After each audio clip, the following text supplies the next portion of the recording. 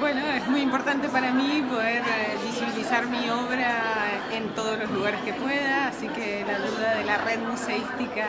para mí es muy importante siempre. Siempre me está apoyando con mi obra y su difusión, así que una feria más y de este nivel ayuda mucho a mi producción y a mi difusión de trabajo. ¿Qué obras has traído? He traído 3 obras de pequeño formato que son de la serie Fragilidad Suspendida, que es una serie que empecé desde que estoy viviendo en Madrid, hace 3 años y medio, y tiene que ver con un poco la fragilidad en el sentido de la nostalgia, de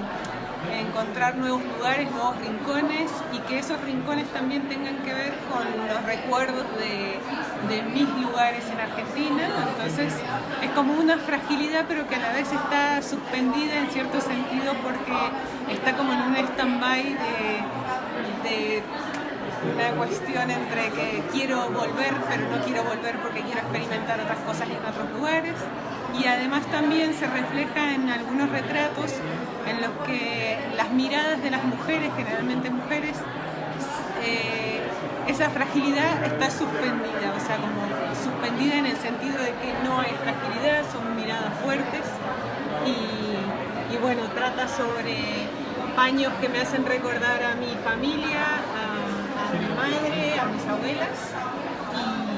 y entonces también esa cuestión de pedazos del cuerpo, cuerpos fragmentados, miradas ocultas o cuerpos ocultos, en el que juega un poco la visión de estar un poco aquí y un poco allá.